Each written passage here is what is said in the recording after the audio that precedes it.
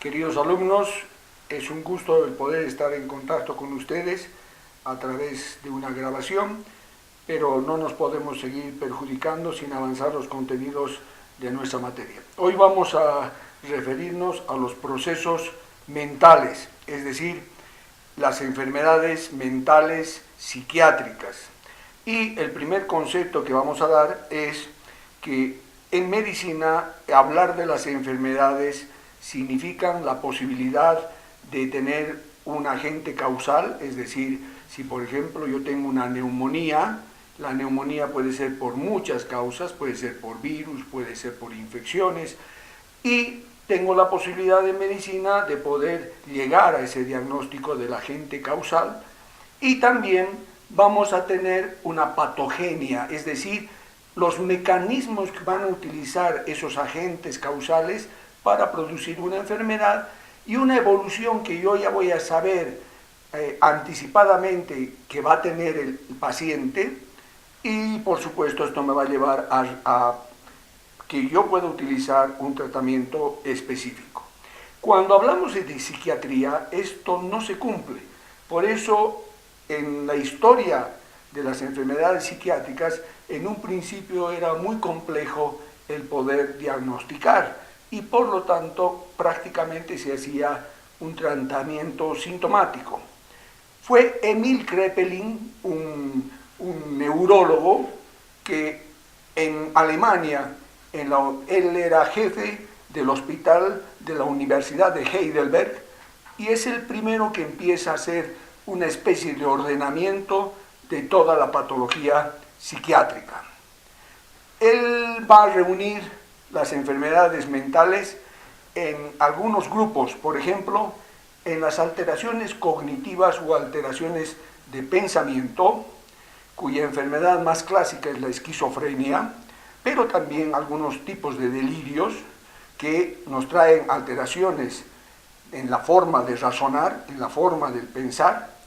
Otra enfermedad está relacionada, de esa manera lo ha clasificado Kraepelin, que son las enfermedades del estado de ánimo, que algunos autores también lo señalan como alteraciones del afecto, pero tenemos que hacer este tipo de aclaración. Es decir, el estado de ánimo es un estado que va a persistir en el paciente durante un tiempo prolongado, varias semanas. En cambio, el afecto es una respuesta a estímulos externos.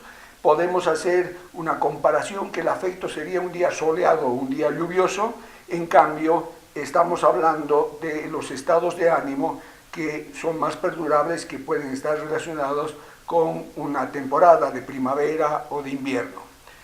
Estas enfermedades, las clásicas que corresponden a estas alteraciones del estado de ánimo, es la depresión o la manía. La depresión con una disminución de esta actividad del estado de ánimo y la manía con una exacerbación de ese accionar desde el punto de vista de afecto.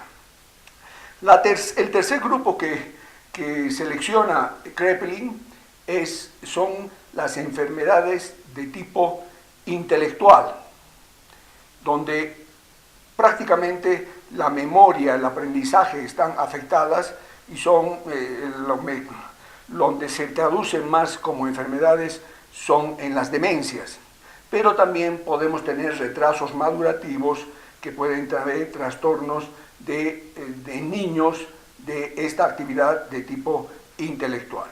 Por último, todas las alteraciones de comportamiento social que prácticamente están muy relacionados con los contenidos de psicología, que son las alteraciones de la personalidad. Emil Kraepelin ha tenido dos influencias muy importantes.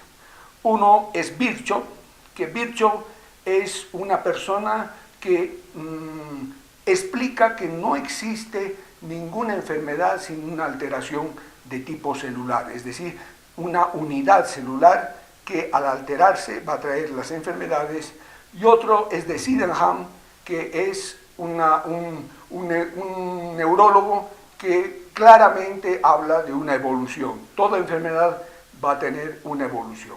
Cuando hablamos de enfermedades psiquiátricas, nos falta justamente, eso rompe la estructura que de inicio de la clase mencionaba, que se da en general en las enfermedades que tratamos los médicos, pero los psiquiatras tienen una debilidad que aún no se puede, en muchas alteraciones mentales, encontrar el agente causal. Y por lo tanto, no tenemos los mecanismos de acción que ese agente causal puede dar para la posibilidad de aparición de las enfermedades. Vamos a hacer la primera enfermedad que vamos a analizarla, es la esquizofrenia. El mismo Emil Kraepelin describe un tipo de demencia, que es la demencia senil, que es prácticamente, lo vamos a ver cuando veamos demencias, una gran cantidad de demencias, prácticamente el 60% corresponde a la enfermedad de Alzheimer, y él va a referirse a una demencia que se daba en algún tipo en algunos adolescentes. Por eso se equivoca, se puede decir, Emil Kraepelin cuando habla de una demencia precoz, porque no es una verdadera demencia. Y Bleuler, que es la persona que más analiza esta alteración, es la que pone realmente el nombre a esta enfermedad, que es una escisión de la mente, es una división de la mente, por eso el nombre de esquizofrenia, que significa que por un lado van a estar los aspectos cognitivos, que van a tener un divorcio o una separación con los aspectos de voluntad, de afecto y de comportamiento. Con este nombre de esquizofrenia, vamos a ver que es una enfermedad tremendamente importante, especialmente porque tiene un componente genético. Y se ha llegado a la conclusión que tiene un componente genético porque en todos los estudios poblacionales se repite, en todos los lugares donde se estudia esta enfermedad, el 1% de la población sufre de esquizofrenia, que es un número tremendamente importante, considerando la población total de toda la Tierra. Pero además, un 2 a 3% van a sufrir una alteración esquizotípica es decir, de la personalidad.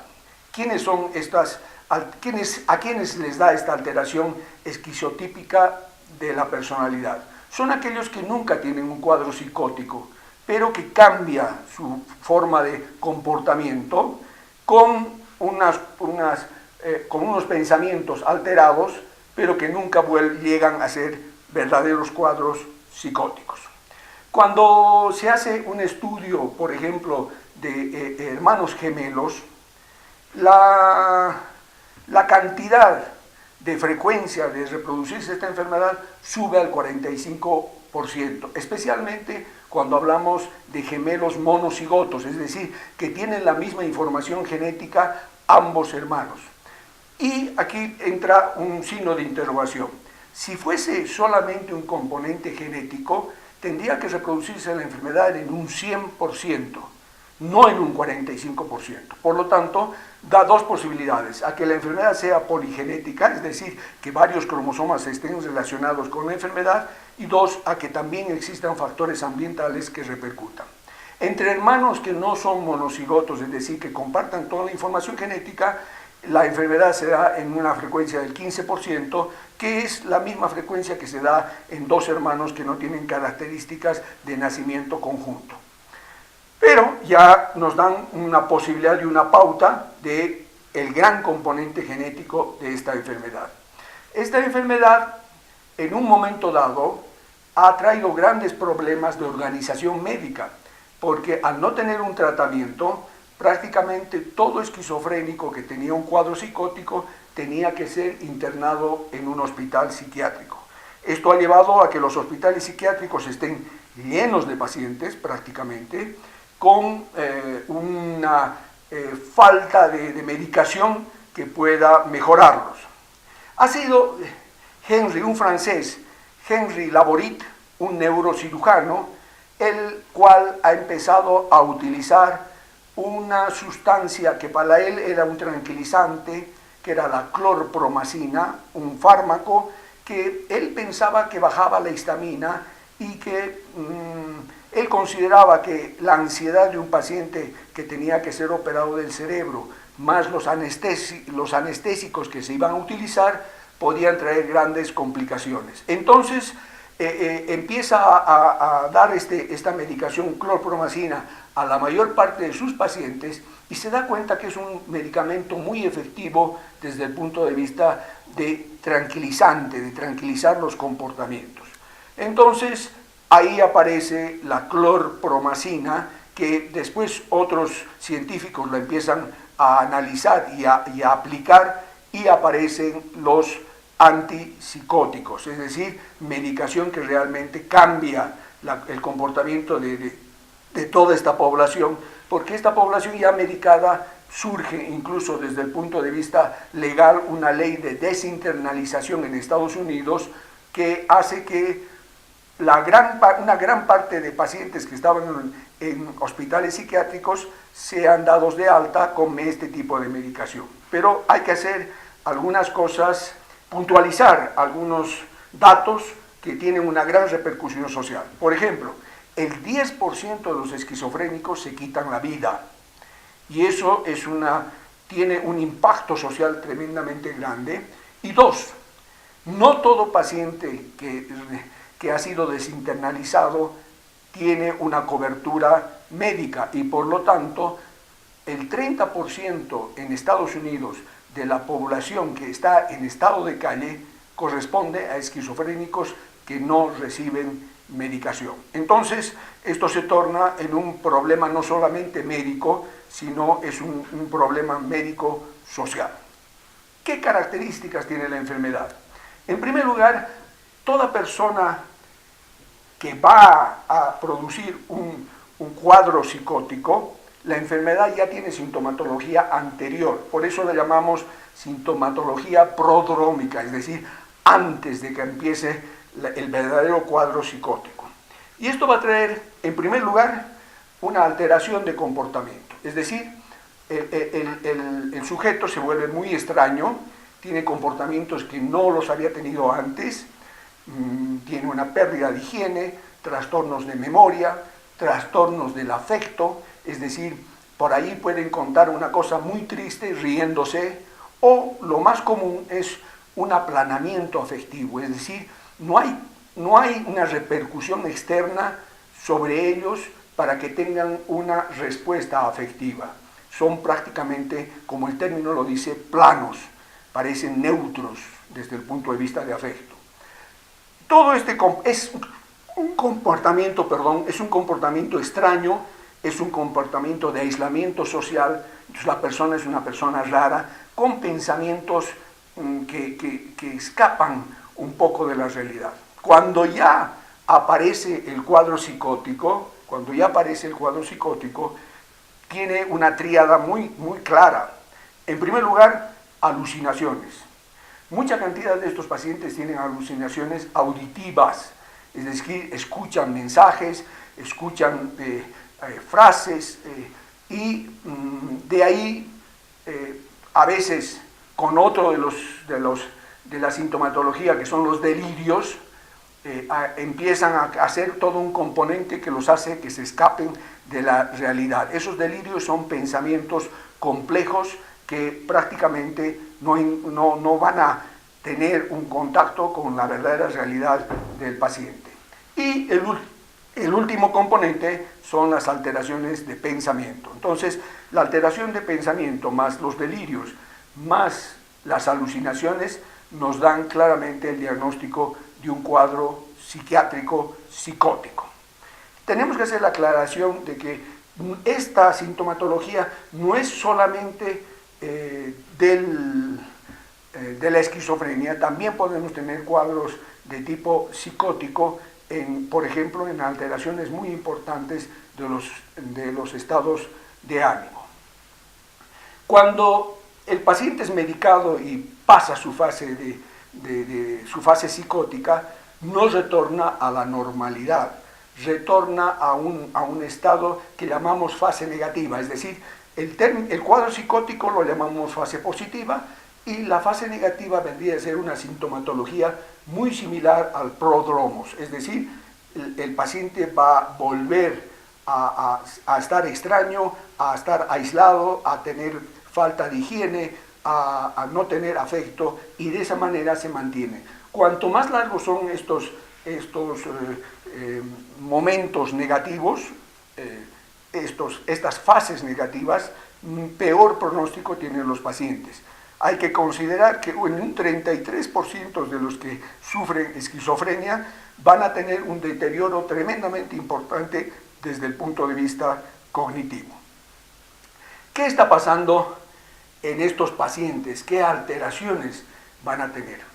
Si hacemos estudios desde el punto de vista funcional, podemos medir que el globo pálido del lado izquierdo ya empieza a recibir menos flujo sanguíneo al principio de la enfermedad. Vamos a tener una reducción de algunas estructuras del cerebro, por ejemplo, los lóbulos frontales disminuyan su tejido neuronal, y también, especialmente del lado izquierdo, el temporal y el hipocampo. Por lo tanto, van a entrar estos pacientes en un estado de confusión, pero por alteraciones, con gran componente de alteración de la memoria. Va a haber una dilatación de los ventrículos, pero por reducción del tejido cerebral,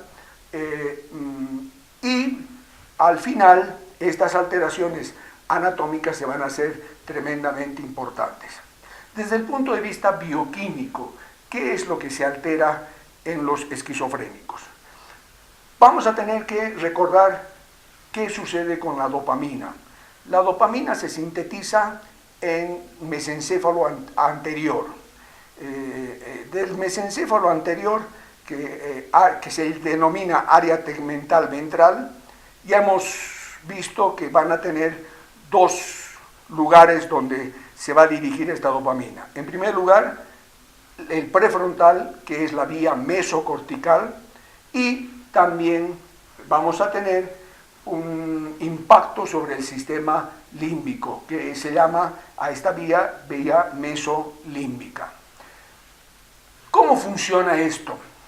Aparentemente, si encontramos algunos artículos que se van a referir a esta enfermedad en forma superficial, lo que van a decir es que vamos a tener mucha dopamina en sangre debido a esta enfermedad.